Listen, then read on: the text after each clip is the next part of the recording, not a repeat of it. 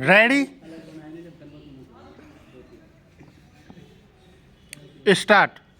आदरणीय महोदय, बच्चों और विकलांगों की सेवा करने वालों का सम्मान करने के लिए मुझे आज यहाँ आकर बहुत प्रसन्नता हो रही है। मैं पुरस्कार जीतने वालों को उनकी निस्वार्थ सेवा और लगन से बच्चों और विकलांगों के कल्याण के प्रति की गई कोशिशों के लिए अपनी ओर से हार्दिक बधाई देता हूँ। इस बात पर जोर देने की ज़रूरत नहीं कि हमारे जैसे बड़े देश में जहाँ लाखों बच्चे और विकलांग हैं, समाज के इस वर्ग के कल्याण के लिए केवल सरकार द्वारा किए गए प्रयत्न ही काफ़ी नहीं होंगे।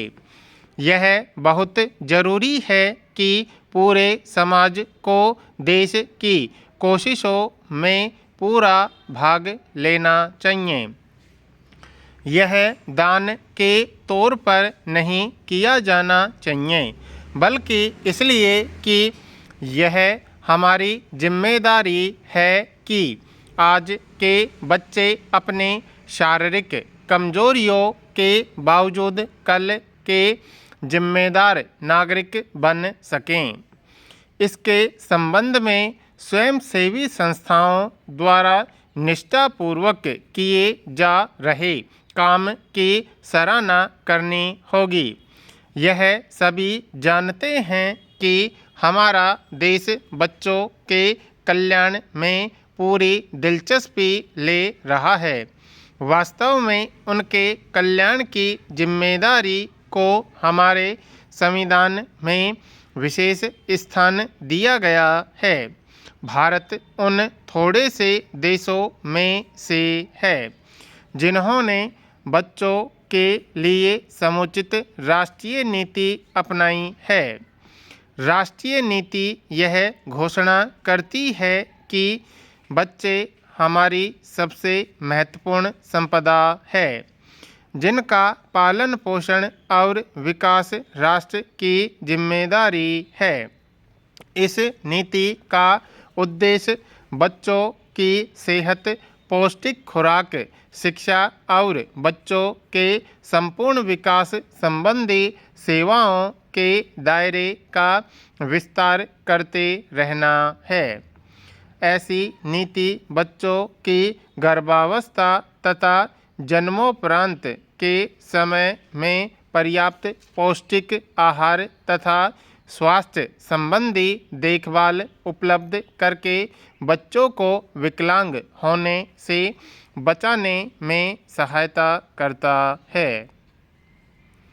स्वयंसेवी संस्थाएं विकलांग बच्चों की सहायता के लिए जो काम कर रही हैं वह सराहनीय तो है, परंतु आमतौर पर यह देखा गया है कि उनका कार्य क्षेत्र कुछ बड़े नगरों तथा शहरी इलाकों तक सीमित होता है और अधिकतर ग्रामीण जनता तक कोई सहायता नहीं पहुंच पाती है।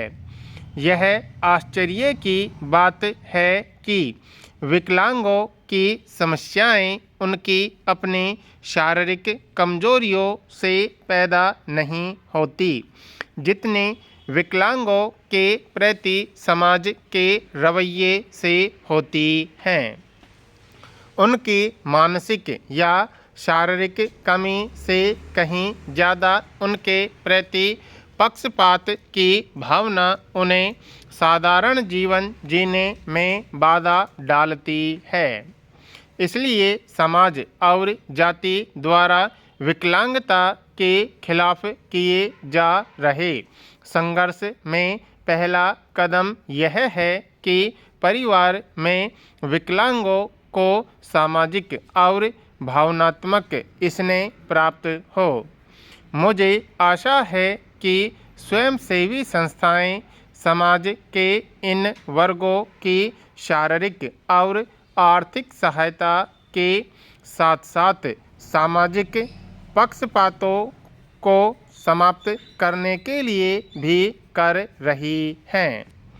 यह जानकर बहुत खुशी होती है कि बहुत से प्रसिद्ध सामाजिक कार्यकर्ता और स्वयंसेवी संस्थाएं इस सराहनीय काम में लगी हुई हैं और वह हमारे बच्चों और विकलांग भाइयों के प्रति प्रेम और सहानुभूति की भावना का जीता जागता उदाहरण है। आदरणीय महोदय, मैं उम्मीद करता हूँ कि ये राष्ट्रीय पुरस्कार दूसरे लोगों को भी उनका अनुकरण करने की प्रेरणा देंगे तथा हमारे और अधिक देशवासी बच्चों और विकलांगों की सहायता के लिए आएंगे। बच्चों तथा विकलांगों और अपंगों के पालन पोषण की जिम्मेवारी वास्तव में खुद माँ बाप के कंधों पर होती है, परंतु कभी कभी और कहीं कहीं ऐसा भी देखने में आता है कि माँ बाप अपने फर्ज को नहीं समझते और अपने बच्चों की उपेक्षा करते हैं। तो ऐसा गलत काम करने वालों को सज़ा देने का कोई कानून नहीं है। मैं महसूस करता हूँ कि हमें समाज में ऐसी नैतिक शक्ति का विकास करना चाहिए जिससे माँ बाप अपने बच्चों के प्रति उचित व्यवहार करें। अगर माँ बाप ही अपने कर्तव्य का पालन करना छोड़ देंगे तो बच्चों को माता पिता का प्यार कहाँ से मिलेगा। सरकार और स्वयंसेवी संस्थाओं की कोशिशों का महत्व तो माता पिता के कर्तव्य के बाद आता है और केवल बच्चों को अच्छे नागरिक बनाने के प्रयत्नों में माता पिता की सहायता मात्र होता है। अंत में मैं आपसे अनुरोध करूंगा कि आप नई लगन के साथ बच्चों और विकलांगों के कल्याण के काम में लग जाएं। मैं समाज कल्याण मंत्री को मुझे इस समारोह में आमंत्रित करने के लिए धन्यवाद देता हूँ। प्राय कहा जाता है कि स्वास्थ्य ही सब कुछ नहीं है, लेकिन स्वास्थ्य के बिना हर चीज़ बेकार है। जब तक लोगों के स्वास्थ्य के दर्जे में सुधार न हो तब तक सामाजिक आर्थिक विकास नहीं हो सकता और न ही आत्मिक विकास ही संभव है। इस उद्देश्य को लेकर सरकार ने लोगों के स्वास्थ्य में सुधार लाने के लिए कई उपाय किए हैं। इनमें पीने का शुद्ध जल, सफाई, पौष्टिक आहार और मकान की सुविधाएं मुहैया कराना भी शामिल है। कुछ एक मुख्य क्षेत्रों में विकास के लिए सरकार ने संशोधित 20 सूत्री कार्यक्रम को भी अपनाया है। चिकित्सा, सार्वजनिक स्वास्थ्य और परिवार कल्याण के क्षेत्र में खास लक्ष्यों को हासिल करने के लिए अनेक केंद्रीय तथा राज्य स्वास्थ्य कार्यक्रम लागू किए जा रहे हैं। इसमें संदेह नहीं कि इस जैसे संस्थान लोगों के स्वास्थ्य को बेहतर बनाने के उद्देश्य को प्राप्त करने में सरकारी एजेंसियों की बहुत मदद कर सकते हैं।